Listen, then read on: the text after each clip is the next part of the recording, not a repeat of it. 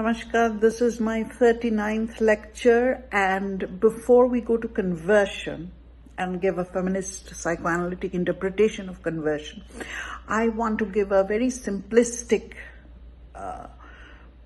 overview of how jihad is conceived.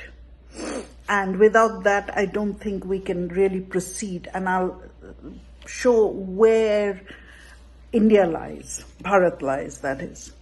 So let's go through these definitions. The word jihad comes from the Arabic word jahada, which means strain, endeavor. It's something internal. One is trying to overcome one's inclinations, desires. And then there is jihad bin al-naf, which is fighting against one's inclination. That's what it is, coming directly from the word jahada, which is Arabic word. Then jihad al-qawal, and I talked about this before, preaching of the tongue. And then jihad bin asaf, jihad of the sword. My main point here, where do we as Bharatiyas, those who identify as Hindus, they stand? All right. So jihad came out of intra-Muslim conflict. This is very interesting. And against most of the Persians, they were Khwarejis. Look at this word, they're Khwarejis. And these were Persians, 661 CE. And they tried to institute jihad as the sixth pillar of Islam. So there was an inter-Muslim conflict. But these inter-Muslim conflicts really, this is not the main interpretation of jihad at present. It started like that. The Khwarejis were mostly Persians who didn't accept some of the things that the Sunni Islam was doing. Here is the reference. For each thing that I'm saying, I'm giving a reference. Khwareja C.D. Della, Encyclopedia of Islam. Next, let's try to understand some important terms. Tahdid, religious reformers. Mujahideen. Mujahideen are reformers who fight against the current situation of Islam and then reform it. And takfir, anathemizing fellow Muslims. And then murtad, Muslim apostates. And Mahdi. Mahdi is the ultimate goal, the ultimate person who is going to come and establish Islam throughout the world. So it's a very ultimate thing that Mahdi is going to do. Mujahideens are still fighting, they're still reformers. So these are the important terms that we have to remember. Now, I said that jihad came initially out of intra-Muslim conflicts, mainly with the Khwarejis who were of Persian descent. Now, the Sunni Islamic doctrine. In the Sunni position, Muslims, no Muslim can become an unbeliever. And if a Muslim is, then he will be judged by the divine on the day of the judgment. So another Muslim cannot judge him, but he will be judged by the divine of the judgment. The above is called Murjia Irja, from the word Irja. So the Sunni doctrine does not agree with that Persian Khwarejis that jihad is something which is an intra-Muslim conflict. So what are the positions of the unbeliever? Now, given jihad, which is a fight against the unbelievers, what are the positions of unbelievers, that is non-Muslims, within this jihad? There is a wide range of thinking on that, from tolerance towards non-Muslims to absolute intolerance. And this is from E.W. Lane, an Arabic English Lexicon Part 2, London. That's where I got it from, because I have to document everything that I'm saying, because these are very, very complex issues. It's not black and white. All right. Then the doctrine of nask, or abrogation. The doctrine of abrogation stipulates that an instance where earlier recited Quranic verses were at variance with a later date. This is typical. In any scriptures, there are interpretations. The earlier Quranic verses, they are in contradiction with the later ones. The subject abrogates the former and gives injunctions. For example, Surah 2:106 says, such of our revelations as we abrogate or cause to be forgotten, we bring in place one better. We bring in something better. It's always interpretation. It's always going on. A scripture or any text is not a static anything. It's always subject to interpretation. All right. In the Prophet's life, towards the earlier one, in Medina, overrules those stipulated by peaceful pacifists in the later ones where it's not so peaceful. So that's the way the interpretation goes. All these are important for us to understand where we stand as Bharatiyas, as Hindus, or those who identify as Hindus.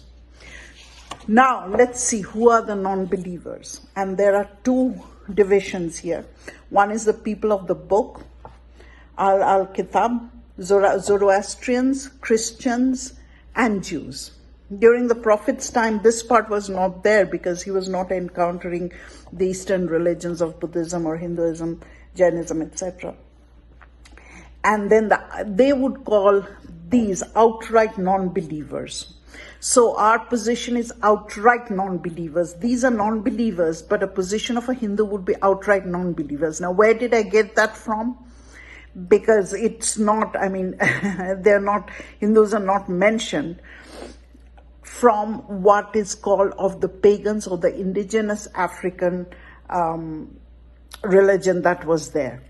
So they're outright non-believers and their primal religion. From that I got, because otherwise we cannot go back and look at anything in any of the Quranic verses to see what the position is. Now, Malik ibn Ansur, he gave a reinterpretation of jihad, which is very different from the Khwarizmi one. There is no intra-Muslim conflict in jihad.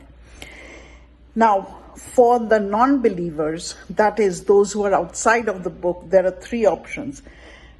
In the Sunni Muslim doctrine given by Maliki, see, one person gives an interpretation doesn't mean it's universal. This is what he gives. He says there are three options: conversion, enslavement, death. That's his interpretation. Now, who decides? The emir decides, who at liberty to kill or exact taxes. And Averroes says that Binal at al-Mujtahid are Peters from Jihad in medieval and modern Islam. That's where my reference is from. As I said, I'm going to give reference to everything that I say. So, what is the position of a Hindu or a Buddhist or any of the people in the Indic religion, since they are not part of the people of the book? They're directly unbelievers. And where do we get them? We don't get any direct reference. We only get references from what we get about what they said about the pagans of that time, or the Magis and so forth. And these are the three positions: conversion, enslavement, death. All right, so what is the philosophy behind jihad? And I talked about this earlier. There is a Darul Harb, which is an ungoverned land. And then the ultimate aim is to go to Darul Islam, which is a land of peace. This division seems to me very much like the Hobbesian social contract. There is a state of nature, and then one goes into civil society and establishes the state. So this looks very, very similar to me. But there are in-betweens, which is interesting here. Darul Sulh, house of truce, and Darul Harb, house of covenant.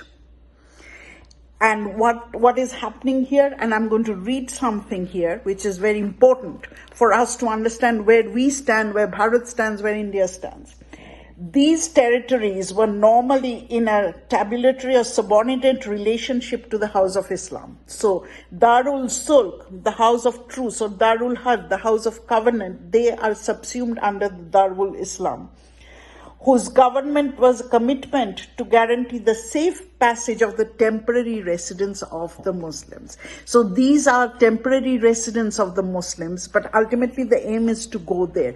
So actually, in this schema, in this philosophy, Bharat, India, and Hindus and these lands, or Europe, they are in a transitional land, but the ultimate aim is to go to the Darul Islam. So what is the duty of Muslims? The duty of Muslims is to lead this here. I'm going to read something from Abu Ala Maududi, who says, Jihad in Islam says that Islam is not just a religion. It is a religion, spiritual something, but also a revolutionary ideology that aims at rebuilding the entire social order, breaking it down and then rebuilding it. Hobbes kind of said that, but he is more into from the state of nature into civil society through the establishment of the state. So it's not breaking down, but here it's you have to break it down first and then go. So where does India stand here? Bharat stands here in this land, this temporary land. But what is the real job of the Muslim is to go here. So there has to be a continuous fight to go there. Now, who can declare jihad? Now, this is very clear. The Imam ruler has the sole prerogative of declaring a legitimate jihad and call for total obedience to the ruler or the Imam. A prophetic tradition actually supports this, and I'm quoting. Obey whoever is in authority over you, even if he be a cropped-nosed Ethiopian. This reference is from Golzahar, Islamic Theology and Law, page 69 to 74. So only the Imam, the authority, can declare that jihad. Others cannot. Now, how does a Muslim live under a non-Muslim? Permanent Muslim residence in a non-Muslim territory is discouraged and in most cases strongly condemned on the basis of Quran 4.7 to 100 with the support of a number of hadiths. The only option for a Muslim with a conscience and a means living in Darul Harb is hijrah, migration, keeping with the prophetic example, uswa khasana, to prepare for a military jihad. So if we take this doctrine at face value, then actually these are temporary residents, whether it's Bharat or Europe or the United States, and ultimately they have to perform a hijrah, migration, and then come back and lead the Darul Harb, which is now they're living Darul Sulk and Darul Harb, into the Darul Islam. Now, so what is our solution as Bharatiyas and non-believers from the Islamic point of view? See, one thing I said before is what Professor Amit Kuru is saying. He's saying that in order to break this whole mentality, first thing that has to happen is for the ulamas and the corrupt administration in the Muslim majority nation, whether they are constitutionally secular or constitutionally theocratic. There are constitutionally secular nations which are Muslim majority like Turkey and constitutionally theocratic like Pakistan. Is to break that and bring in a huge civil society formed by a large bourgeois class. And what Dr. Amit Kuru is saying, that the bourgeois class is weak. The bourgeois class is the one which broke the alliance of the Catholic Church and the French monarchy, Louis XVI. And they are the one responsible for the French Revolution, and this bourgeois class is weak. So one of the things he's saying, we have to introduce capitalism. How far is he true empirically? Well, in Saudi Arabia, we are seeing a lot of changes. Is it because they want to assimilate into the global market? Because this whole thing is very Marxist, base and superstructure. I talked about this earlier. And the base and superstructure, when the base changes, the superstructure changes. So because of globalization, capitalism, this is inevitable. There will be a large bourgeois class and they will break it.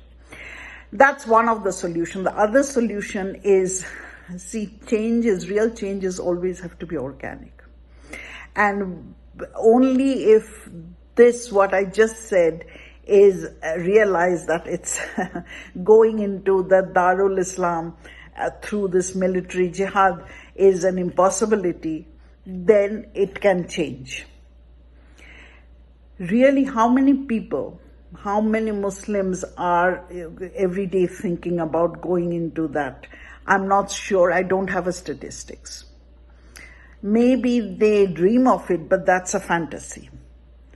But we need to know this background in order to understand what is going on with conversion, which I'm going to explain through some psychoanalytic and feminist theory.